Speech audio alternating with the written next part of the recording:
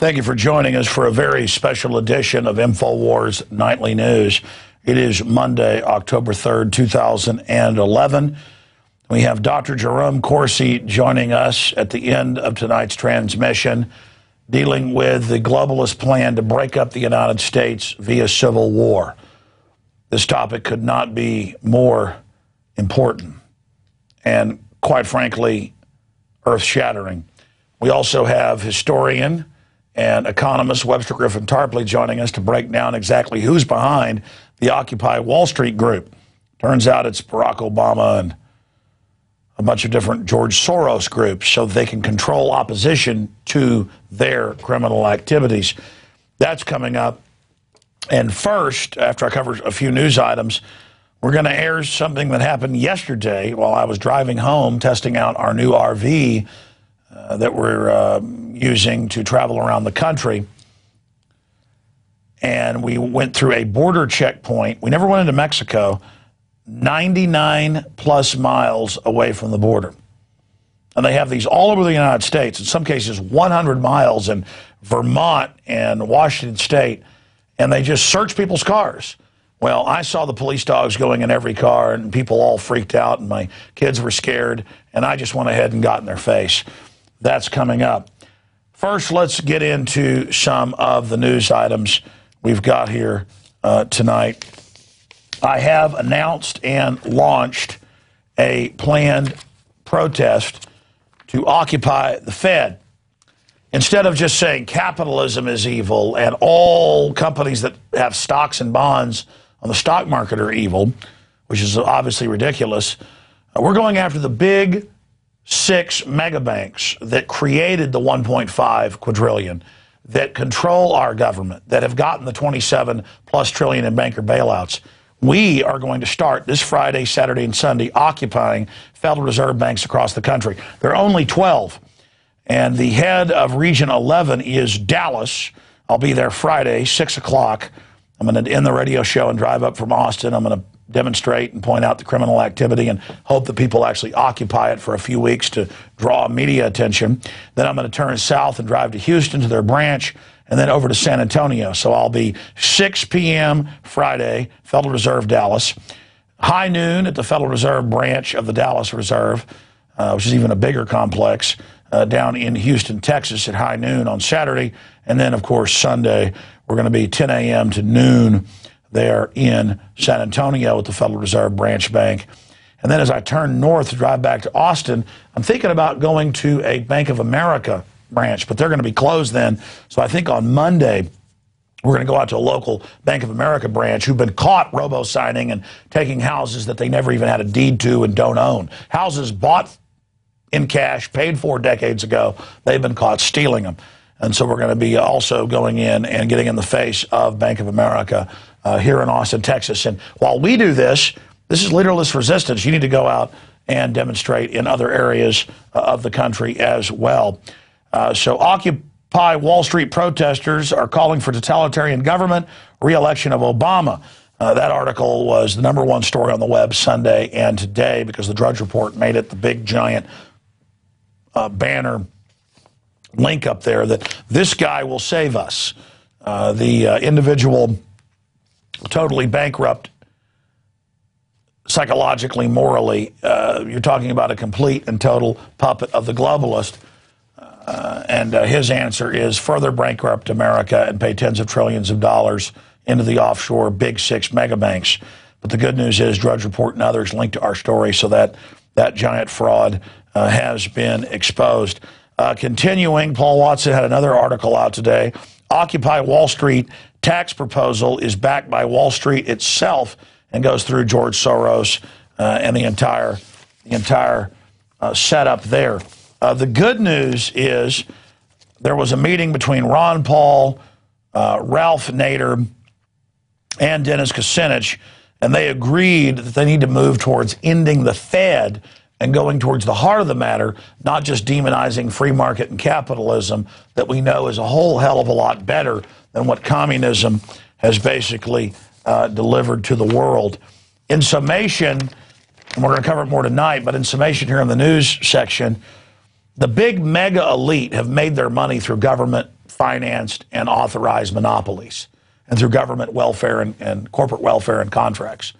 And they are pushing right now a movement towards fully turning America into a collectivist state where the big global mega banks sit offshore and are exempt from all the taxes that they levy on us through austerity.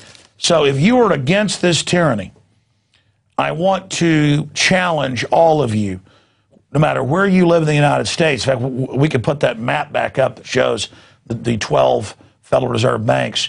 No matter where you live in this country, you're just a few hours, in some cases just a few minutes, away from the real criminals.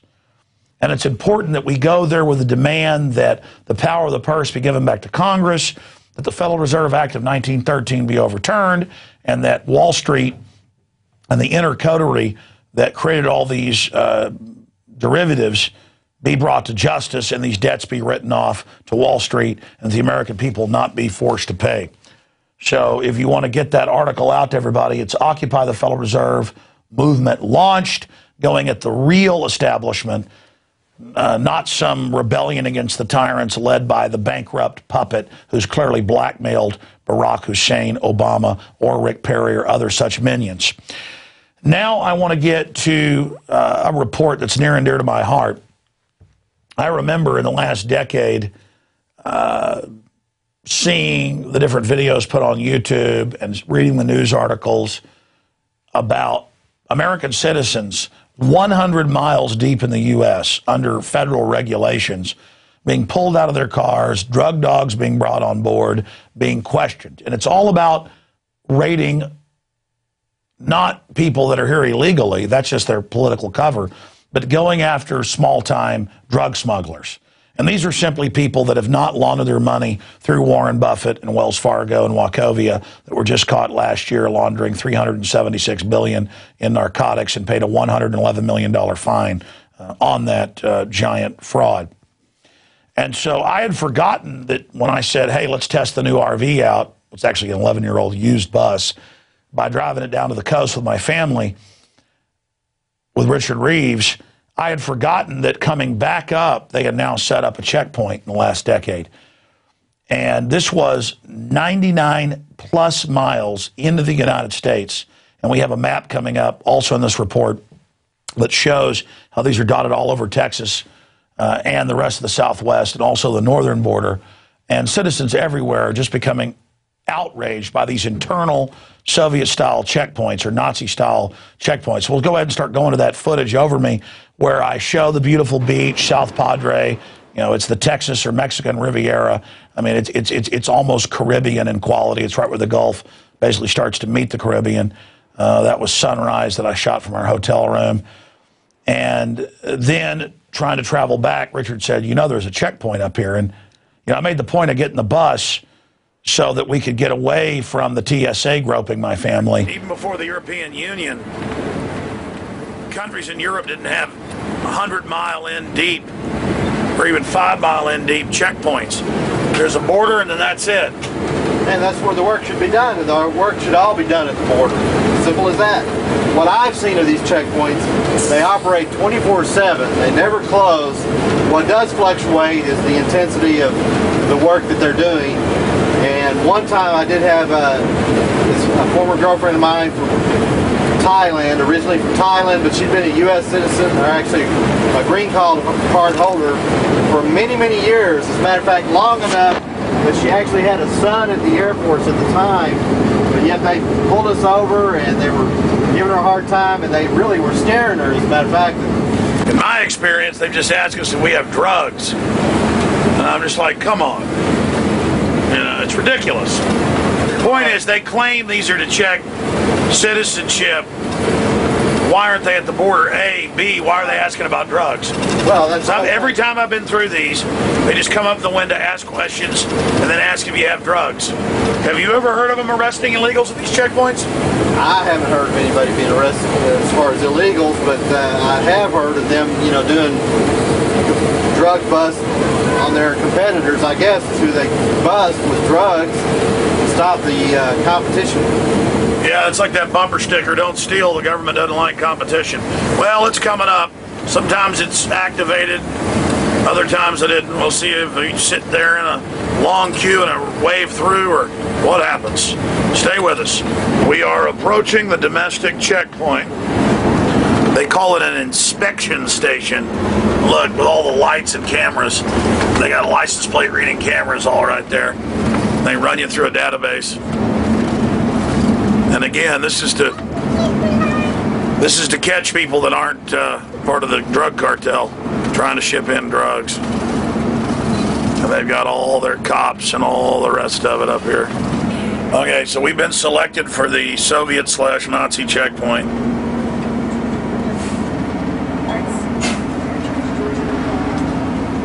What are 18-wheelers supposed to go through here? This is lanes 1 and 2 commercial vehicles and passenger vehicles in these lanes. So I figure we'll get in a shorter queue here. No, that makes sense. We got to have been driving for an hour and a half. I mean, this has got to be 70 miles in, and we weren't even at the border. We were like 10 miles from the border. We went down to South Padre. We came for at least an hour minimum. We got the dog. They're open driver's doors. Look right there, you got the little federal agents, federal power grab. Feds won't patrol the border, but they'll patrol the good little slaves. Oh, wait, open your door? No, they know that. honey. They know buses have a door over there.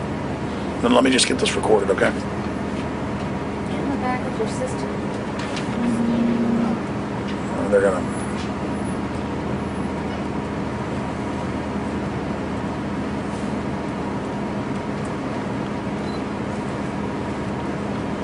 Look at this. They open people's doors. And, yeah.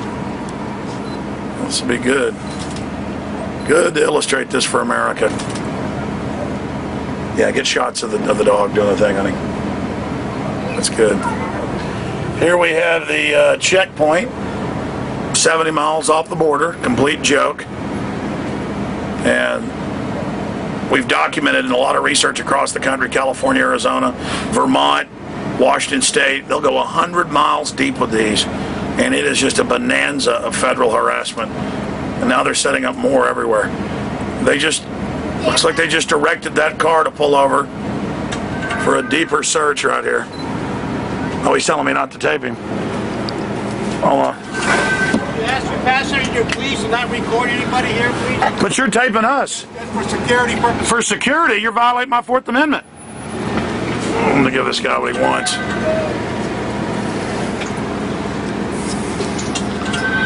Just asking. Yeah, I know you're asking. I got a First Amendment. Now it's like everything's like a big airport.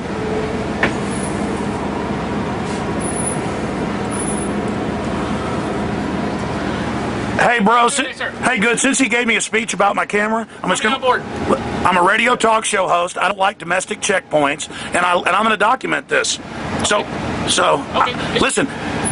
I'm the one exposing that the major drug cartels work for the U.S. government. Okay. So I don't like this. Okay, can you let me do my job?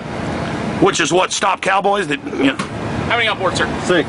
Okay. Do you mind if I come on board and look at everybody, make sure? Oh no, it's a violation of the Fourth Amendment. But go ahead. You're gonna let him come in? No, I'm not going to. No, I'm telling him it's a violation. Do you mind if I come in? No, I'm telling him it's a violation of the Fourth Amendment. I want to illustrate what goes on in America. Oh, it's fine. Start videotaping. You know how to videotape?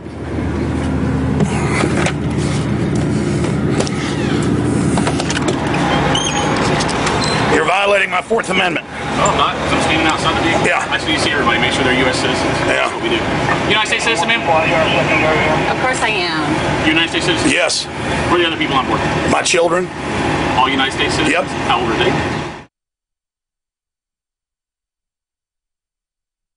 Yep. Fair enough. Thank you.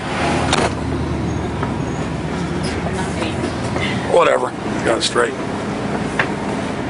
I'll put my seatbelt back on. Sir, you are a United States citizen? Yes, sir. Thank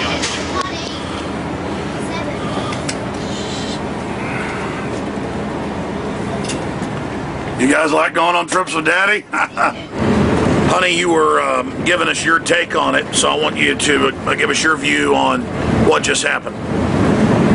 We're just driving along, and there's an illegal, unconstitutional checkpoint that you're forced to drive through, and they terrorize families with their uniforms and a giant dog.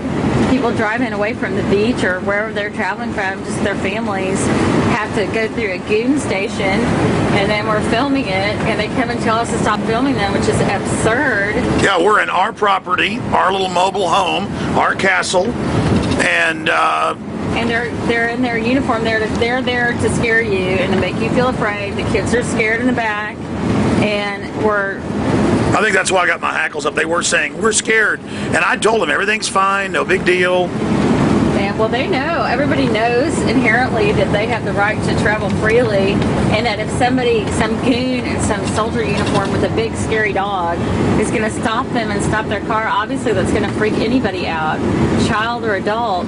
Thank God we know our constitutional rights and that it's a violation of our Fourth Amendment for them to even be anywhere near. But even East Germany and places didn't have internal checkpoints.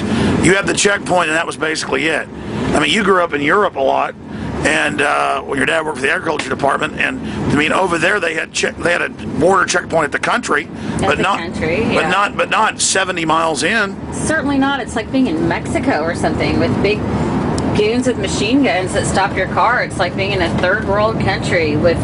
There's some kind of other checkpoint. What is that, Richard? That was a truck scale, but they're closed right now. Yeah, just checkpoint, checkpoint, checkpoint. And that the guy was so angry and telling us to turn off our cameras. Nobody can tell you to stop filming as you're driving down the road with your camera. Well, that's the issue, is they have all those cameras surveilling us, but then they didn't want me to just be sitting there. This is a little bitty handheld camera. And they're there to make you feel like you're a prisoner when you're driving down the road in your property with your family. Well, we were just attempting to test out the RV because it is a used 11-year-old RV that the INFOWARS.com operation got, so I can travel around the country for the End the Fed demonstrations that are coming up. And I was kind of playing along with that guy's joke. I was like, oh, no, I don't mind if you violate my Fourth Amendment. And then I was going to tell him as he tried to come in, you're violating my Fourth Amendment, I'm against this. And I do this under protest. And I was planning to sue them because it's on record that the ATF ships the guns into Mexico and ships the drugs into this country, and that certain cartels are exempt and are allowed to ship it in. And I said 70 miles. Once we got home and do check the Google, it's 99 plus miles from our hotel, which is like 10 miles north of the border. So it was over 100. And they supposedly now can set these up all over the country and harass people. This has nothing to do with security. It's time to decriminalize all drugs. Some are good, some are bad, some are not good for you, whatever. The point is decriminalize all of it. Making it illegal drives up the price, and that's why the big banks lobbied to make drugs illegal, was so they can make huge profits off the black market and find a way to pack all their prisons full of innocent people. A modern form of slavery, and it's wrong. But I was ready to have them force their way on, even though my children were there. Because my children have no future if we don't defeat this now. And I watch car after car with that drug dog going in it and just violating people, families in their cars, their kids learn how to be slaves. We're going to come back from break and go to Webster, Griffin, Tarpley, and then Dr. Corsi's coming up with some bombshell info. I can't believe I'm in this position. I can't believe that I'm the best there is when it comes to fighting the corrupt system. I don't think of myself as anybody. I just know that all over the country, they're putting people in prison for videotaping police while they surveil us. And here are the feds out of their jurisdiction, 99 plus miles, almost 100, into the U.S., and the guy walks up and says, don't tape us. When I showed you the footage, you're just cameras everywhere. This is government servants trying to teach us that we're criminals, that we're wrong, that we're bad. They want to videotape us, but we're not supposed to videotape them. But if we don't take these risks for liberty, we invite total tyranny, and it must be resisted. Speaking of tyranny, the establishment is posing as the saviors of our society right now in a very scary way. And Michael Moore, who's made hundreds of millions of dollars, is out calling for an end of capitalism. Communism conservatively killed more than 200 million people last century alone. Roseanne Barr, who, by the way, has contacted our office, looks like she's going to be on the show, has a book out where she's dressed up like Mao. and she's promoting re-education camps and things. This is the banksters selling us one tyranny over another. They create the crisis, they offer the solution. Let's go ahead and go to those clips. Michael, we're going to come back. What do you think about ending the Federal Reserve banking system, the private banking system? I think there's a larger issue. There's a larger issue to deal with. And the Fed, it's a private bank. And capitalism, that's the problem. Capitalism. Capitalism has to go. Because I believe in a maximum wage of... Back it up so we can play her clip. I mean, come on, folks. Come on. You're not stupid. You're not idiots. Luke Rudowski, our own Luke Rudowski, shot that interview with Moore. Crony capitalists who aren't free market steal our tax money to pay for their Ponzi schemes. And this guy gets up and says capitalism is the problem. Our problem is we've gotten away from capitalism. Free market created the wealthiest country in history. Communism creates people standing in line for 2 days for some sausages. Let's go to the next clip. Max Kaiser with Roseanne Barr, where she talks about re-education camps. Maximum wage of $100 million, and if they're unable to live on that amount, then they should, you know, go to the re-education camps, and if that doesn't help, then be beheaded. You've also said in your statement, I'm asking the United States government to raise my taxes. You also tweeted, I think we can agree that we want the dollars out of politics to raise taxes on millionaires and prevent cuts on the most vulnerable. But you know that many Republicans in Congress... Millionaires are yesterday's 100,000-aires with dollar devaluation. The mega banks are always calling for taxes on the middle class to get rid of it. They're offshore and exempt. The elites are exempt. This is just incredible. We're going to go to break and come back with Tarpley and then Dr. Corsi. Stay with us. It's InfoWars Nightly News. Obama is notoriously a liar. We need to go to where the real architecture of government is, and it's not in a president. Wall Street has hijacked Washington in broad daylight.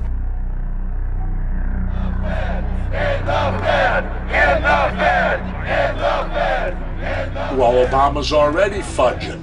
He's fudged since day one in this election. The elite are using Obama to pacify the public so they can usher in the North American Union by stealth, launch a new Cold War, and continue the occupation of Iraq and Afghanistan. The globalists are outside all the nations. That gives them safety, and they play countries off against each other. We've got to give them a stake in creating the kind of world order that I think all of us would like to see.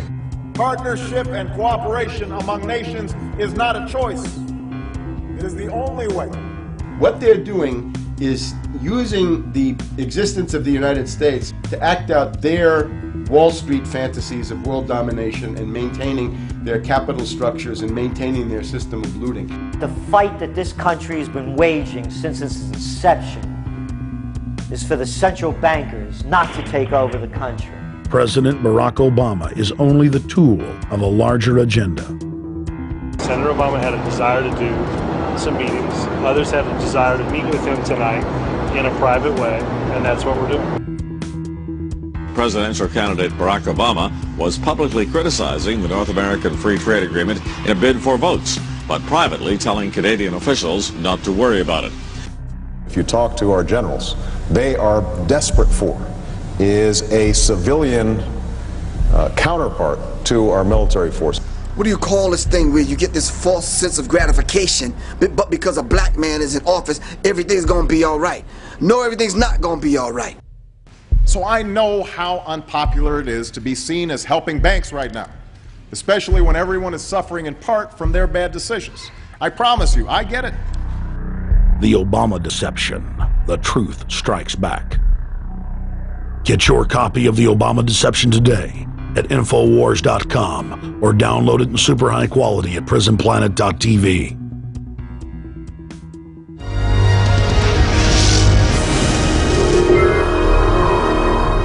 We are back on this Monday, October 3rd, 2011 edition of InfoWars Nightly News. We're about to be speaking with Dr. of History and also economist, Webster Griffin Tarpley, best-selling author of George W. Bush, the unauthorized biography, also has written 3 tomes on Barack Obama with stunning accuracy, predicting exactly what would unfold under this Wall Street puppets operations.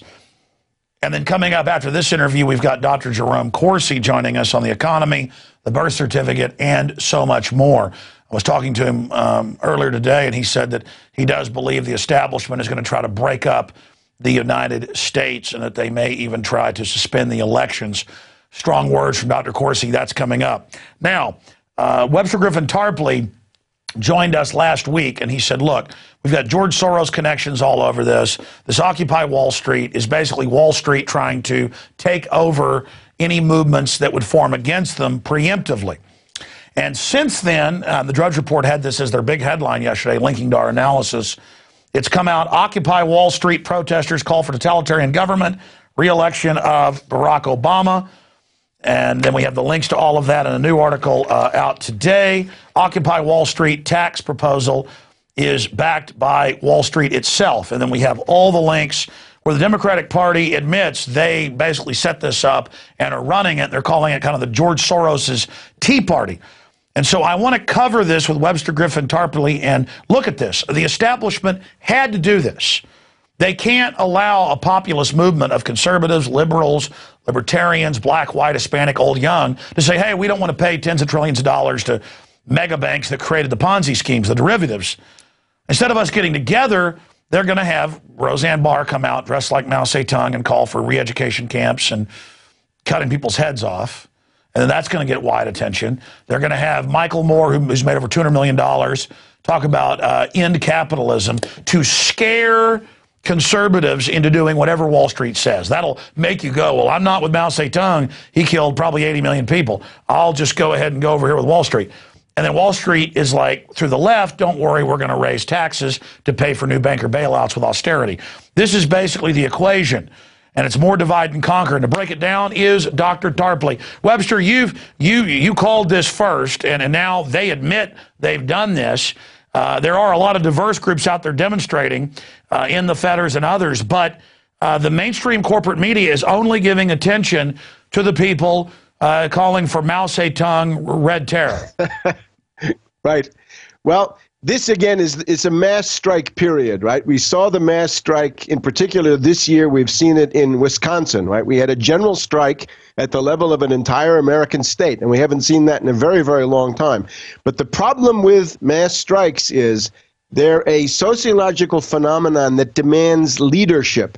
It's basically a shapeless mass of people who protest, but they're not exactly sure what they want, and they don't know about strategy, and a lot of them are political novices. They don't really know what to do. The danger, of course, now is that we have these operatives from the general Soros orbit of foundations, the left wing of the Democratic Party, the Service Employees International Union, ACORN, and people like this. They specialize in color revolutions worldwide. I mean, this is their specialty.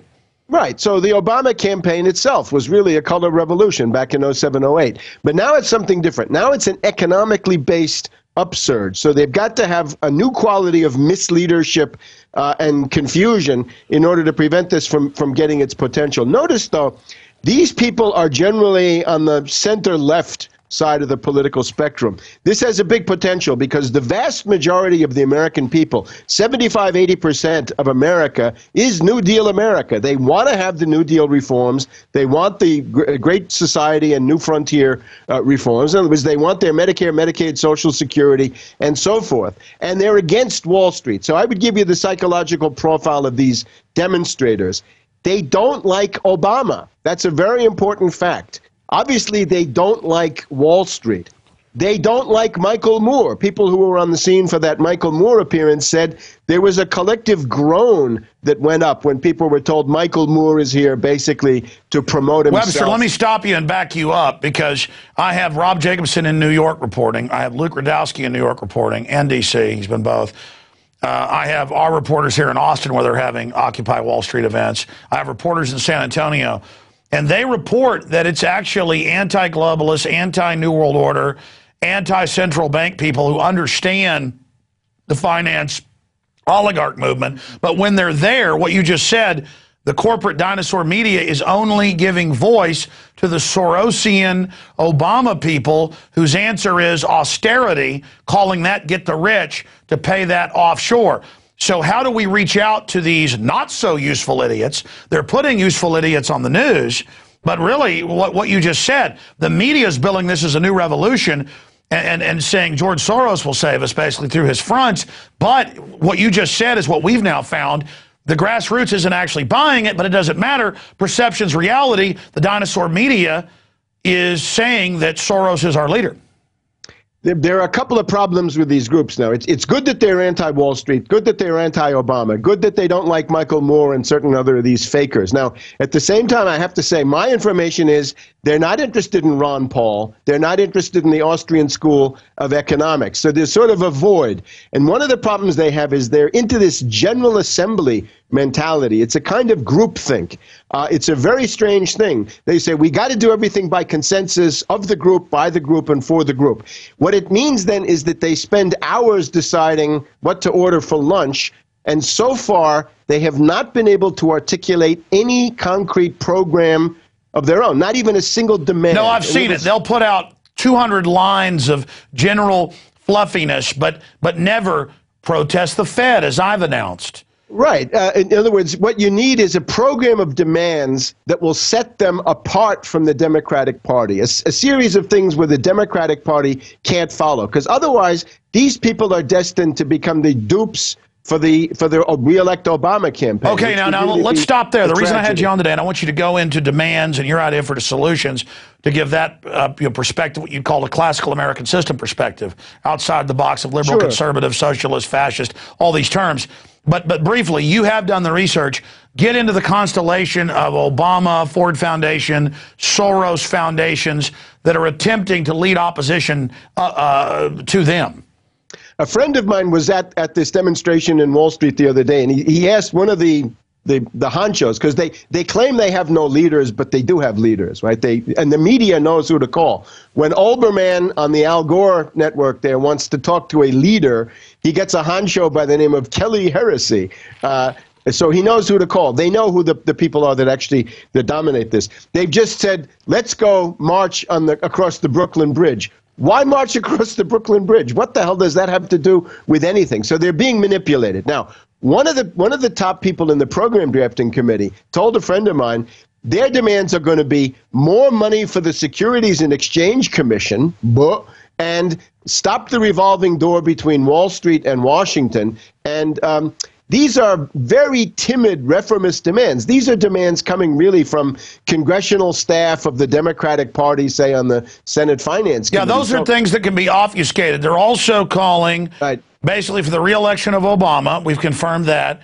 They're also... Wait a minute. At what level? Because, again, the information I have is that the average person there is not in love with Obama. That's one of the... No. I'm telling you what the mainstream media chooses to amplify. So that's the reality out there with people of what this movement is. And I've seen the different interviews with the people. I've just read, as you said, these meetings where literally hundreds of points come out. Now, there are some groups separately that are organically under this banner going out and protesting Bank of America, robo-signing. I think that's a great thing. That's better. But mainly, the main drive is raise taxes on the rich, and they've got Warren Buffett in this film, The 1%, with Bill Gates' dad out promoting taxing the rich. But we all know that's just a cover for austerity. Yeah, the problem with that is taxing the rich it's fine in theory, but the number of rich that you have there is relatively small. The money you're actually going to get from that, I think, is not going to be the solution. It's $2 trillion if you took all domestic money, which wouldn't run the country for a year or pay off the $14 trillion. The real ultra elites pushing these movements and promoting domestic takeovers and higher taxes are all tax exempt offshore.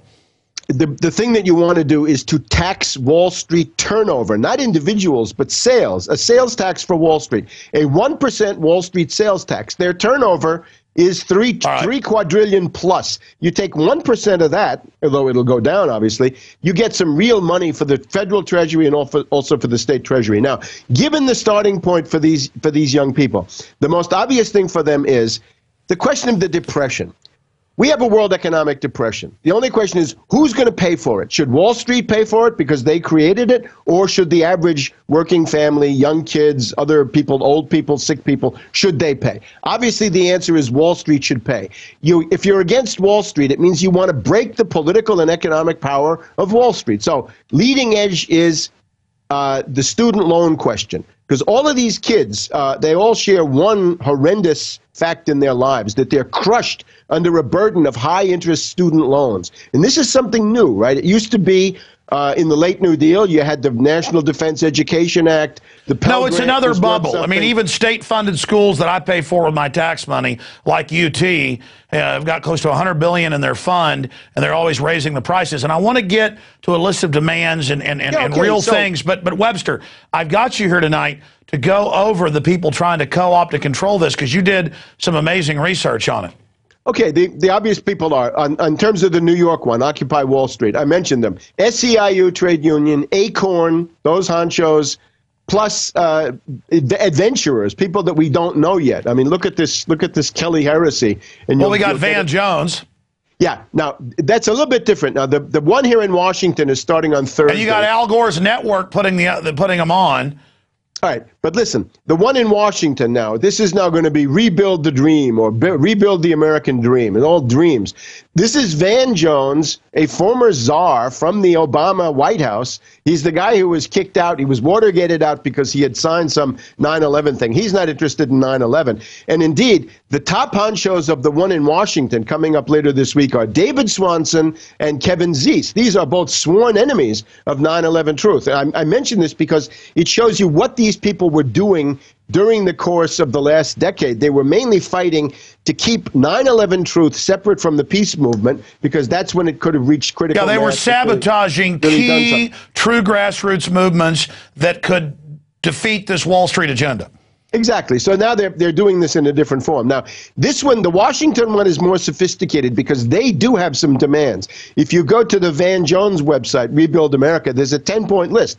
And they have the Wall Street sales tax, although they have it so small you need a microscope to see it. 1/20th of 1% is what they say. And I don't think they're really... But we don't want a Wall Street tax. We want a speculator and finance oligarch tax. But that's it, the Wall Street sales tax. And again, if you're concerned, if you trade for your own account, how about And by the way, it's Wall Street trying to promote VAT and sales taxes on us to pay them largesse in bailouts. No, you will pay the tax, you little bastards. Yeah, in other words, you don't want regressive taxation. You don't want taxation that falls more on people with less money. You want progressive taxation. But again, the people at the very top are so few. The Wall Street sales tax, the Tobin tax, is I believe, the way out of this. All right, so you look at this group in Washington. You know, they've got a board. They've got Gore Vidal on the board. They've got in other words, the whole group of tired left liberal wordmongers, mushheads, the people who brought you Obama without apologizing to the American people after they gave them Obama. They inflicted Obama. What they did in the Democratic primary in 2008 gave us Obama. Now, of course, they're not happy with Obama, but there's no mention of Obama on these websites. Exactly. Right? Let's go back here. Let's go back, though. We've got Obama money, Obama backers, though. So clearly they're throwing him under the bus. They're acting like revolutionaries again. They don't want Obama to be brought up. But as you said in the Obama Deception, now out for 3 years, 30-something million views on YouTube. By the way, YouTube is trying to shut that down right now. We're under a real purge. We know they're deep in bed with these guys. And then the little YouTube, Google people all go to Bilderberg. Webster, what I'm getting at here is that we have seen this huge Occupy Wall Street push, and we see the establishment trying to basically rebrand themselves when, as you said in the Obama Deception, Obama is the maximum Wall Street puppet. So look, you got two poles now. You can either be a slave of the Koch brothers or you can be a slave of Soros. And I say break out of that with your own demands, which would be cancel these student loan amnesty, freeze it, debt moratorium, whatever you want to say. It's about $1 trillion of high-interest debt that's now crushing the younger generation. If you want to get the campuses activated for the first time in decades, student loan amnesty. Now, we've also got, as you mentioned, Bank of America and their group, right? They're doing fraud closures. Robo-judges, robo-cops, robo-signers. Stop fraud closures. Do the Fraser-Lemke Act. This is what was actually raised in the Democratic primaries. An obligatory freeze on all foreclosures on a primary residence for 5 years or the duration of the depression. I want to comment on this, and then I want you to continue, because I've got the full spectrum of solutions here on the show for our viewers to really think, get outside the box, and decide what they think is the best idea.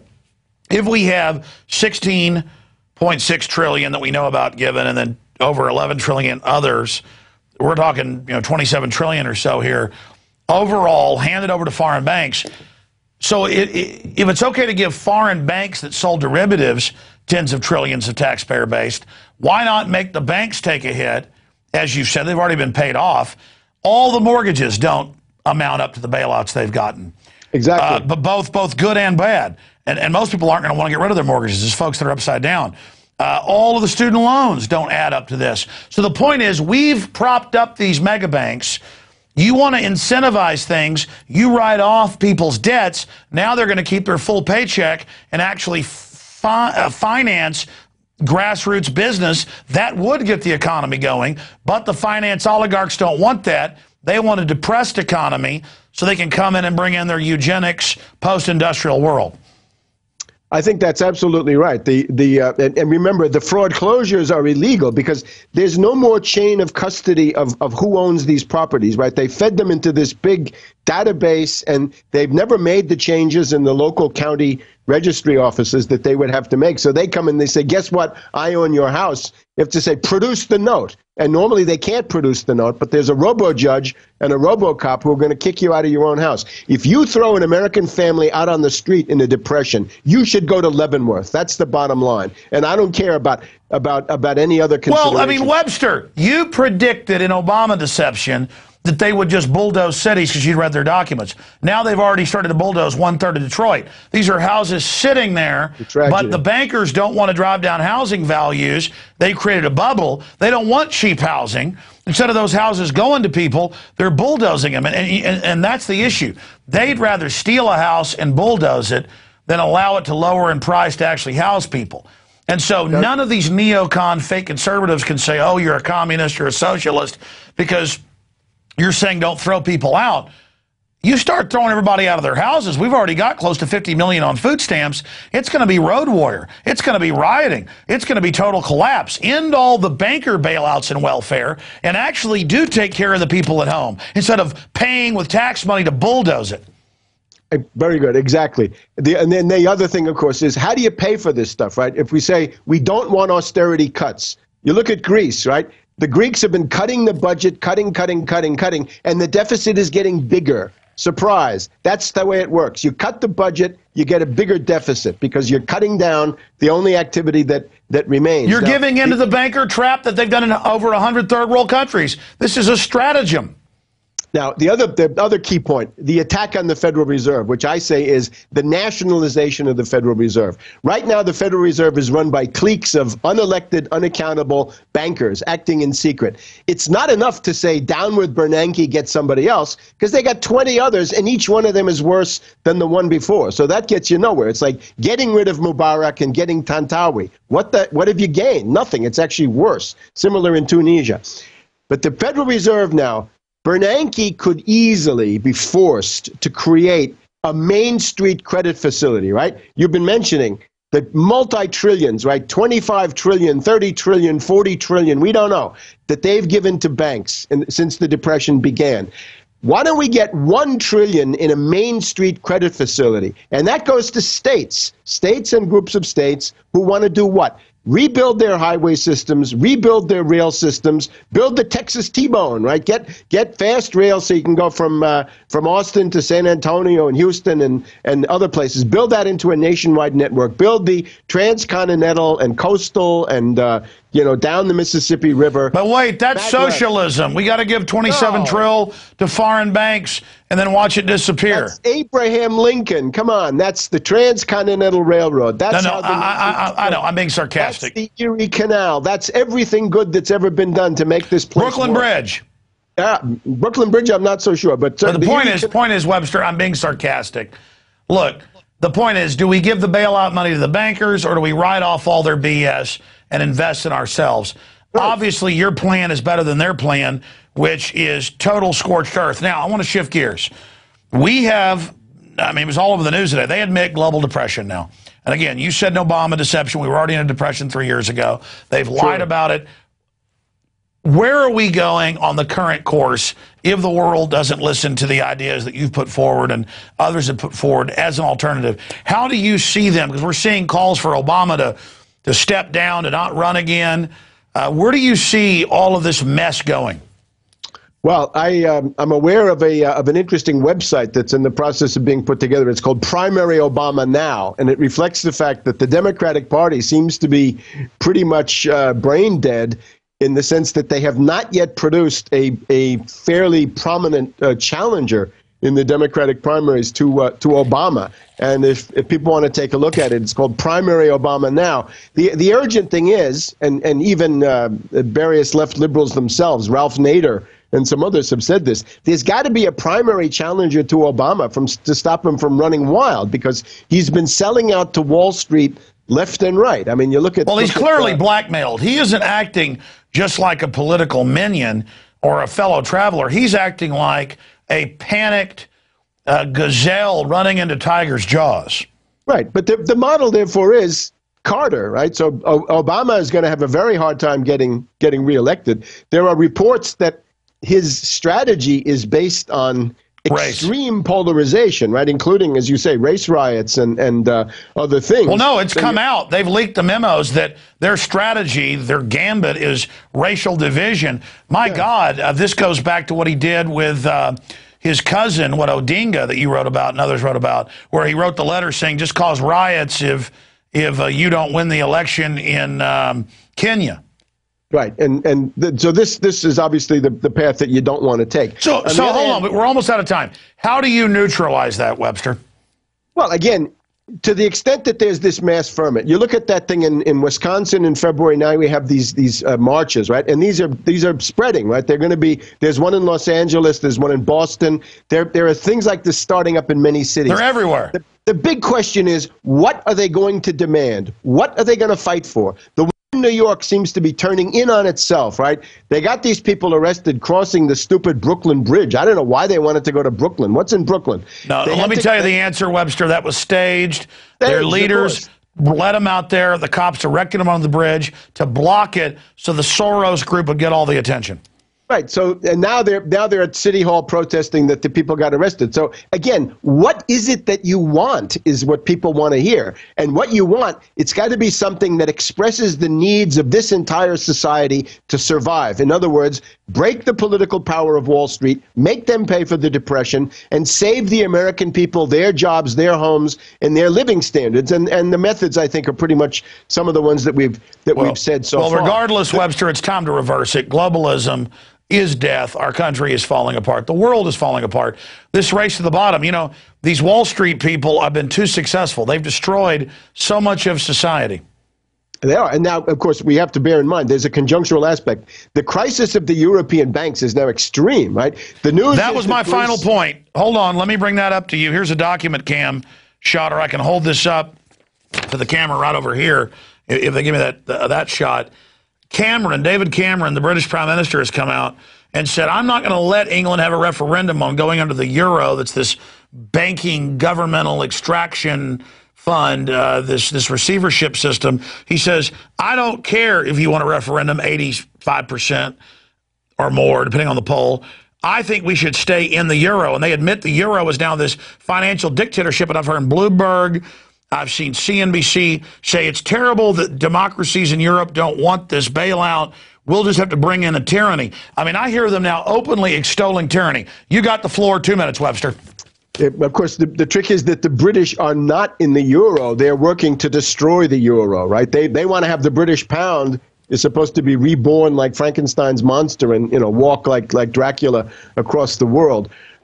if you look at the news of the past weekend, it's that Greece doesn't meet the austerity targets because their deficit is growing. And again, that's been the case from Brüning in Germany to Schwarzenegger in California to Papandreou in Greece. Austerity doesn't work. It means the entire program of the Republican Party in the Congress, which is more and more genocidal austerity cuts against the American people, it just doesn't work. Even in its own terms, they say, cut the budget and you'll balance the budget. You won't. You'll get a bigger deficit. So that's what Greece has now rediscovered for the 999th time. Today, the New York market was down 200 and some odd points. But if you look in the middle of that, Bank of America down significantly, I think 8%. Citibank down 8%. So what you're seeing is the second wave of the depression and the beginning of the third wave. The second wave is the European banking crisis, and that's going to roll on. Now, I put up on my Tarpley.net website, I got a bunch of things for the things that the Europeans should not do. They should not do bailouts. But they should try to defend the euro, because if they get broken up, it's like a convoy, right? If you have a wolf pack of zombie banks attacking the euro, as long as they stay together, they have a certain chance of defending. Well, sure, no. They're breaking up the euro to transfer it into a new pure corporate dictatorship. Right, to break it up and basically to loot them, because the way it would work is the German mark would be driven up so high that the German export trade, which has been hanging on, would be completely destroyed, and all the other ones would be driven down into the center of the earth, and they would have hyperinflation. So it would basically destroy all of them. What they've got to do is fight the speculators, ban credit default swaps, put in that Wall Street sales tax or Tobin tax, the 1% on financial speculation. They've got to raid the offices of those credit agencies, right? There's one judge in Italy has already done it. They need to basically get those credit agencies, because they're guilty of insider trading. That was written up in the U.S. financial papers a couple of weeks ago, right? That right before the U.S. downgrade, there was a huge amount of insider trading, obviously inspired by the ratings agencies. Of course, Webster, it's too incredible. You're absolutely right. We're going to talk to you again soon about this. Tarpley.net, InfoWars.com, PrisonPlanet.tv. Thank you so much for getting people to really think. But I think the final equation tonight is, don't be a useful dupe of George Soros, Al Gore, and the controlled corporate left. Wake up to what's really happening. And let me congratulate you for the idea of having some activism, right? To do these protests. Do them at the Federal Reserve branches, do them at Bank of America, find the best tactical target, but go there with some demands that will really scare them. Not just that, we want freedom and equality. Yeah, we do, but we've got to have specific ways to make that happen. I do plan to go to Bank of America, where they've been convicted of taking houses they never even had a deed on knowingly. That is actually part of our constellation, and directly the Federal Reserve this upcoming weekend and next week. Webster, thank you so much. Thank you. Well, that was certainly a spirited and interesting and quite informative discussion. We're going to go to break and come back with our final interview, but I want to just tell you something. I don't spend my time whining and complaining. That 24/7 we deal with attacks here at this InfoWars operation that I have to handle and deal with that I don't talk about. We wouldn't be here if it wasn't for you being PrisonPlanet.tv subscribers, sharing our text, articles, and video links to everybody. If we don't defeat these people, very soon there's going to be a time when you're not going to be able to probably tune into this show. So please don't take this information for granted. YouTube's trying to push us off where we reach millions and millions a week. Other channels are doing it. That's why we've really revamped and expanded PrisonPlanet.tv, InfoWarsNews.com. We'll get you there as well. If you're not a subscriber and you're watching this out on the web, support alternative, true, populist, grassroots media. Become a subscriber of PrisonPlanet.tv today. We'll be back after this quick break with the incredible calls for authoritarian corruption here in the United States with Dr. Jerome Corsi. Stay with us. We'll be right back.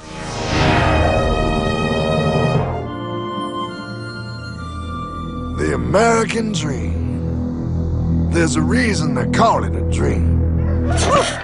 Who's there? Cock-a-doodle-doo, pal.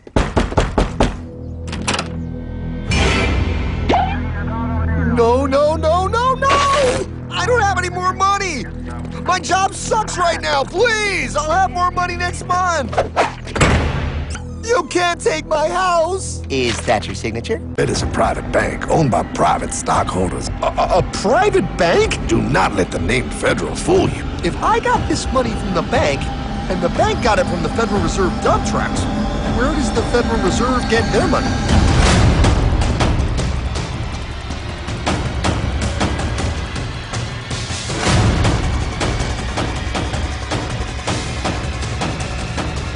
They take our property away, just like Thomas Jefferson said they would. Those sons of bitches!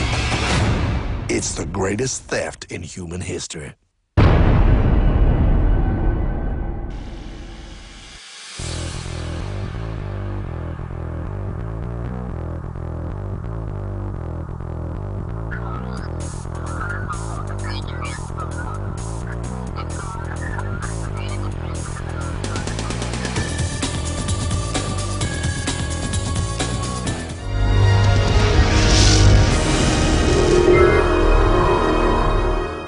We are back live with our final interview of the evening with Dr. Jerome Corsi. He's an economist, of course, New York Times best-selling author of the Swift Boat book and more. And he wrote, Where is the Birth Certificate? And weeks before it was set to be released, the White House came out and produced a birth certificate that has been proven by many independent outfits, and we've covered that here, to be a childlike hoax. Now they've got a new second edition coming out soon saying, where is the real birth certificate? We're going to talk about that at the end of the interview with Dr. Jerome Corsi. But there's been some frightening developments. You know, Dr. Corsi, when Republicans were in power, wrote about the danger of continuity of government COG and this governor's council that Bush set up and Obama has continued. And now one of the heads of the governor's council in North Carolina, the governor, has come out and said maybe we should suspend elections. And we see Michael Moore saying capitalism is the problem. We see mainstream media having Roseanne Barr on, dressed up like Mao Zedong, saying we need to put people in re-education camps who are wealthy or / cut their heads off. And we're seeing more and more of these calls. We have reporters all over the country interviewing the Occupy Wall Street people. And they're not talking about stopping banker bailouts. They're not talking about going after the crony capitalist. No, they're calling for giant new taxes on the middle class to be paid as banker bailout or austerity money to people like Warren Buffett and George Soros. So because he's written so much about this and predicted so much of it, I want to cover these frightening developments first with Dr. Jerome Corsi and then get into Obama and his latest confirmed crimes with Fast and Furious. Because if they'll ship guns to Mexico and allow Sinaloa to ship cocaine in, the big drug cartel in the north of Mexico, they'd fake a birth certificate, wouldn't they? Dr. Corsi, great to have you here with us tonight. Great to be back with you. Thanks, Alex. Well, I just gave a long rundown preface. What do you want to tackle first? Well, let's start with the call to cancel elections. I mean, I take this very seriously. I think that was a trial balloon. It was the idea of floating, the notion that elections can be called, and before the government does something like that, the government's going to telegraph it. They're going to test out the idea. And I've been writing, if you go back over 2 years, I pointed out that Obama and Odinga, the current prime minister in Kenya, when Obama was there in 2006 campaigning for Odinga, I had their internal documents from their campaign, which called for, if Odinga lost the presidential election in December 2007, they were going to cause race riots, which they did. Luo, the Kikuyu race riots. Kikuyu were fighting each other, killing each other. And out of that, Obama and Odinga used the racial violence as a way for Odinga to become prime minister, co-head of state. And it was a position Kofi Annan, the United Nations, Obama was on the phone back and forth from the New Hampshire primary, the various primaries, talking to Odinga. It was completely strategized. So if Obama and Odinga had a dress rehearsal of using race riots in Kenya to get Odinga to be co-head of state, who's to say, put it past Obama from using a similar race riot scenario or other political violence to keep himself in power in 2012? In fact, correct me if I'm wrong, but I remember you writing for, was it Human Events, WorldNet Daily at the time, it was like 2.5 years ago. You had the copy of the letterhead from Obama advising Odinga on this, and that was the really first time I heard somebody say, hey, they could use this strategy here in the United States. And now, more and more, they're all over the news. We posted an interview that a reporter did at the Occupy D.C. Wall Street crowd, And they were saying the state has the power. They need to force a takeover. They need to take the rich people's money. And then meanwhile, they're sourcing Warren Buffett and people who are promoting these middle-class tax increases to pay our money in new banker bailouts, literally to him and George Soros. I mean, these guys have got a lot of nerve. Well, Obama has said very openly it'd be a lot easier to be president if he didn't have to worry about Congress. I mean, what kind of a telegraph statement is that? And these protesters showing up, the Wall Street protesters, this is a group that is an anarchy group. It's a far-left group. Got Michael Moore at the center of it. They're all out there to promote chaos. Obama is going to calculate, just like Odinga did, that if he can cause chaos, it's a way to stay in power. And the whole apparatus, I mean, Bush advanced it with the executive orders I wrote about during George W. Bush's term. If they can cause enough chaos, the president can declare a national emergency, can basically shut down Congress and take over as a dictator. And there's very little anybody can do about it. The powers are there. And we have the super Congress set up that originates spending bills. In Europe, and I want you to speak to this, they admit it's a, quote, financial dictatorship through the bureaucracy where the Germans have got to pay the bills for all of these derivatives. I mean, we're seeing incredible things happen, and the system's just getting away with it. I want you to speak to that and then segue in to Fast and Furious, because you're always so well read. And we've done past reports here in the last week for viewers, but it's in the El Paso Times, Chicago Tribune, in federal court. The number 2 in the Sinaloa gang gets busted. The Mexican government ships him up here. He declares national security in the meeting and says, for 5 years, but under Obama in the last 3, it's accelerated, I'm allowed with the ATF to ship drugs into the country, and then they ship me firearms. And now we learn it's 2,000 in one sale directly to them. This isn't just letting guns walk. I mean, this is, now we learn it's shipping guns into Chicago, into Tampa. We learned there were almost fistfights at the ATF headquarters in, Phoenix, Arizona. I mean, all of this is in the documents, and this just shows a level of criminality. I mean, normally, there's been criminality under Nixon and Bush, and, I mean, it's always going under Clinton. But this is so naked. If we know about all of this, what's coming next? Well, when I wrote about America for Sale, that was a key book to show how the globalists, and I identified the left and the right, Brzezinski and Kissinger, the economists calling for one world economic management through the International Monetary Fund and the World Bank. Chaos is part of the prediction, is part of the formula. Chaos in the European Union, which most certainly is not going to stay together. Germany's not going to pay for Greece forever. And chaos here in the United States, stock market is going to start trading, I think, in October at under 10,000. Would not surprise me at all to see the stock market head back to the 6,000 level. Wow. It was in before we had this recent rise. That we're into a double dip recession. And the globalists see this as part of the formula to create chaos, to force people to be willing to accept radical solutions. And the radical solutions will be the end of the dollar, the use of the International Monetary Fund special drawing rights as an alternative to the dollar and the world currency markets for international trade. It's all orchestrated.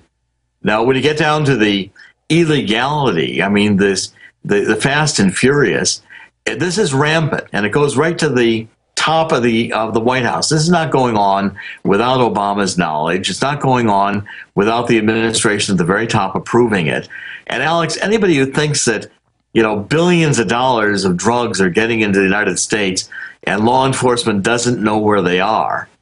I mean, the Obama administration has virtually said, we're not going to deport any illegal aliens unless they've already committed a second crime.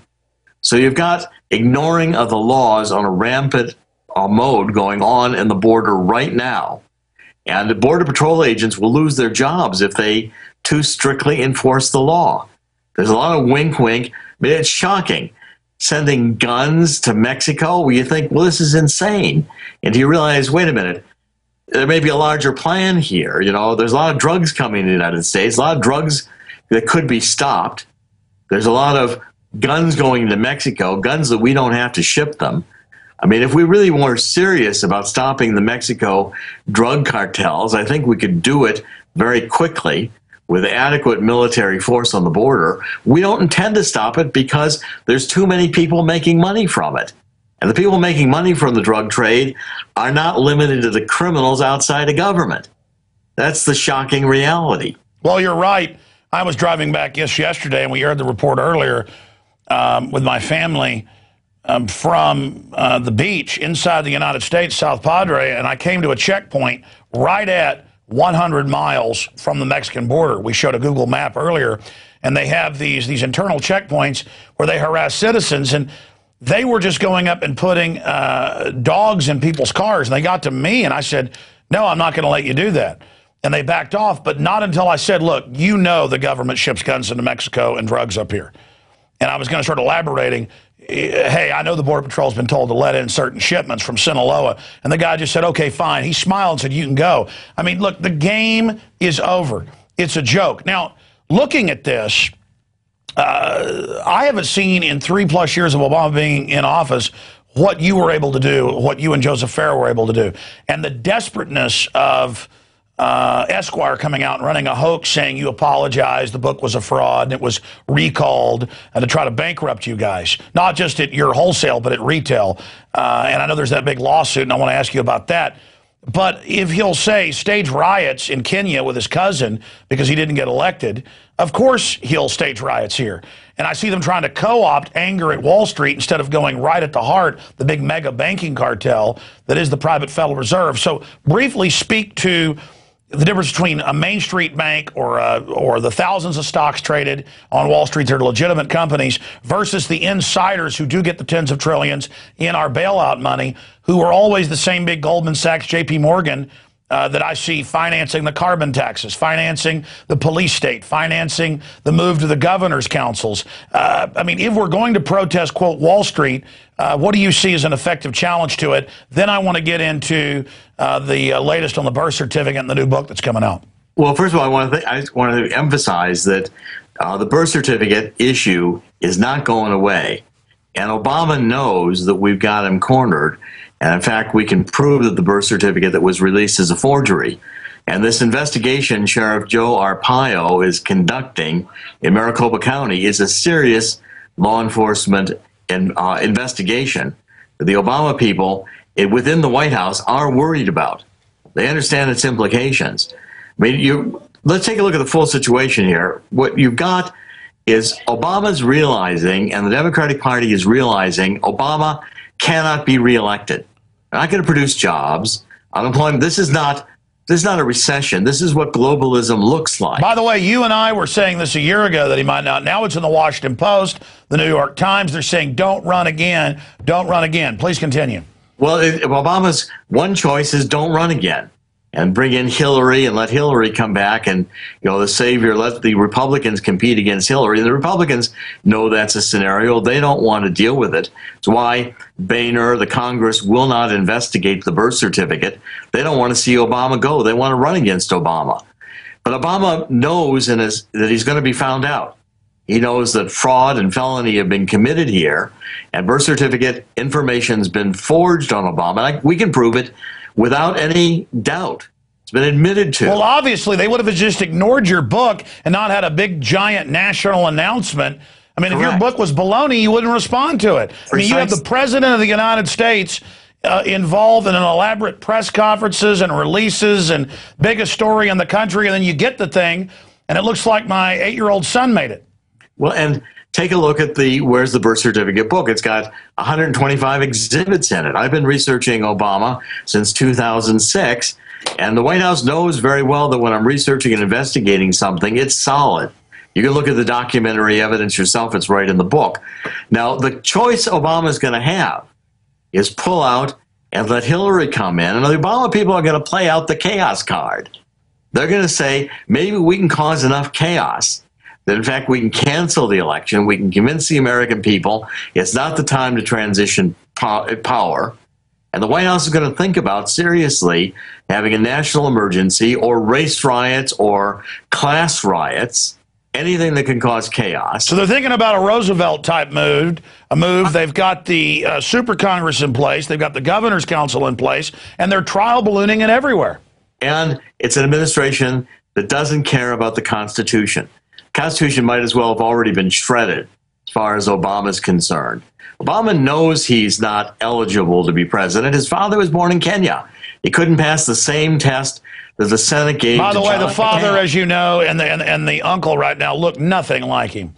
Well, and in fact, the Immigration and Naturalization Service, we have the papers now, said that if Obama Sr., the father, was going to use that he was married to an American citizen and had an American child as the reason to extend his stay, the INS was going to contest it because they didn't believe that Barack Obama Sr. was married to Ann Dunham. They couldn't find the marriage papers or certificate any more than I could find them, and they didn't believe this was his child. But to get back to the point, Obama knows what the truth is. Obama knows he's going to be found out.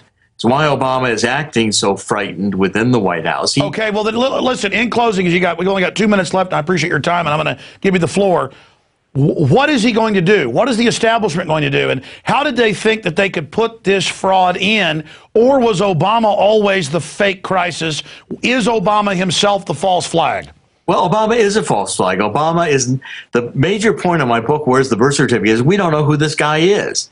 And he has made the payoffs. Before Obama goes, just track all of this stimulus money.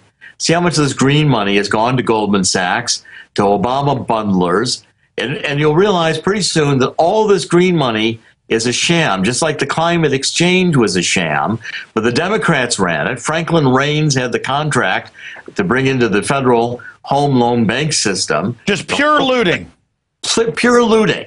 They're going to take as much money as they can before they crash the system. They're going to benefit themselves. And this Warren Buffett nonsense about a tax on the rich is also just another subterfuge. Warren Buffett doesn't pay any taxes anywhere. They've got all kinds of foundations. He and Bill Gates, they say they gave their money away. They gave it to charities they control. And their money's getting bigger. I've seen the statistics. Right. They only give them the profit on it to charity. It's the old tax-free foundation. So here's my question here. Will they get away with this? Because clearly they're behaving like they know that their time is short. And what type of tricks, because you've been accurate in the past, do you expect them to try to pull, and how do we stop them? Well, I think the day of reckoning is coming close, because I think the evidence is going to be out very soon that Obama forged the birth certificate. And it's going to be very difficult to get past that one. You've got this Fast and Furious, you've got Solyndra and all the other scandals. They aren't going away. So the crises, I expect more chaos in the streets with this Wall Street gang of leftists. I expect race riots before we're done. I expect economic collapse of a nature we haven't seen since the Great Depression, and a move by Obama to cancel the election, which has already been tried in a trial balloon. But I don't think they're going to succeed, because I think the American people, through shows like you're doing, what we're doing in WND, bringing the truth to people, we published Where's the Birth Certificate, and made a birth certificate despite the White House trying to shut it down. And I don't think the White House is going to be able to evade the truth in the final analysis, but it's going to be bloody before it's done. Well, his approval ratings show that, the lowest of any president ever at this point, and there's no way he can survive another year. So they're going to have to stage some crises, as Robert Shapiro wrote in the Washington Post. He also made similar comments in the Financial Times of London. They've got all these advisors saying we need an event to blame it on the Tea Party. I think that's their ace in the hole, amongst other things. And it's clear he's not acting like somebody who's being paid off or something. He's acting desperate. Clearly he's being blackmailed. Even Glenn Beck 6 months ago had to admit that some of these big foundations are openly saying they are getting ready to frame the true conservative libertarian movement in this country for domestic events. Are you concerned about leftist stage terror? Yes, that's a possibility. But what I'm really thinking is that, when Bill Clinton plays golf with Obama, making it clear life will be a lot better after the White House, and a big payoff is in store. They're going to cause chaos. You're going to see some of the greatest chaos we've seen in this country since the 1930s or the 1960s. That's coming down the road very soon. And Obama, if he does bow out, is going to bow out with a big payday. But the American people, I think, are finally seeing through this charade to understand it's a globalist staged event. We do not have to be in this economic crisis. And the powers that be, Goldman Sachs, I assure you, is going to emerge whole. even if all the other people who put their money in Wall Street are going to be taking a bath. Sure, they're trying to have a huge power grab out of the crisis they've created, but is Michael Moore going too far, making $200 million over his career? Is all these other people calling for communism and re-education camps trying to sell us that as the solution, more of the same poison? Is this going to backfire on them? Well, I think it has backfired. I think the American people are catching on to the fact that it's a lie. I mean, look, 3 years into the Obama administration, he's still defending his birth certificate. We don't even know who this guy is. We don't know how many countries he's traveled in, what passports he's held, where he was really educated. There's a lot of questions about Obama we just don't know. When the American people realize the extent to which they've been lied to, I think it's going to be a reckoning that's going to shake the very foundations of the U.S. government. I think American people are going to start, we're about to see the breakup of the United States government. You're going to see people using the 9th and 10th Amendments, states that are going to opt out. California told, go, you want Michael Moore, you want $35 billion of debt, you want all these expenses and left socialism. California is going to be told by states like Texas and Oklahoma and Montana, go it your own. We're at the verge of the breakup of the United States, and I see it solidly. Wow. And I'm planning to write a book about that early next year. It's going to be called 1776 Nation, the Once and Future USA. Wow. Have you heard my term? It's 1776 worldwide. Well, I think that's where we're headed. We're headed back to the American people, the Tea Party movement, saying, we aren't going to do it anymore. We're pulling back to small government. I think we're at the closest points to a state right revolution we've been since the Civil War. Well, Dr. Corsi, I've never heard you talk like this, and so much of what you've said in the past is really borne out to be very insightful. But you know what? Things have got to get bad before we realize what's valuable. I mean, it takes corruption to where you really start appreciating liberty and freedom again. And I agree with you. I travel the country, and I see how many people are awake across the political spectrum. The globalists have really miscalculated. But I read Robert Shapiro and others saying they need a new Oklahoma City or 9/11 to blame it on the Tea Party, in public statements, and I really fear that. But I think if they do stage something, that we're going to get the word out and stop them. Thank you, Dr. Corsi. Great to be with you, Alex. Thank you very much. Wow, amazing. Well, that's it for InfoWars Nightly News. The show's supposed to be 30 minutes. It's usually a couple hours now because of interviews like that.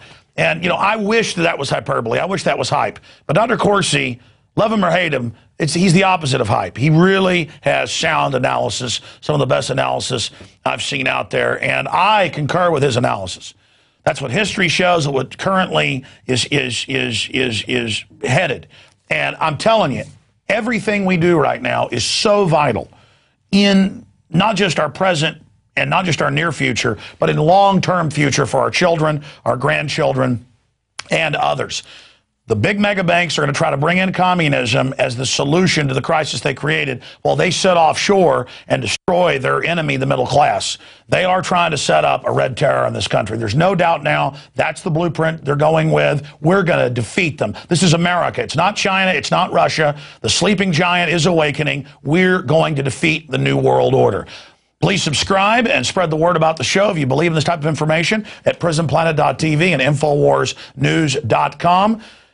I'm Alex Jones signing off. I want to thank you, the viewers and subscribers, and the crew. Lord willing, we'll see you back here tomorrow night, 7 p.m. Central. God bless you all.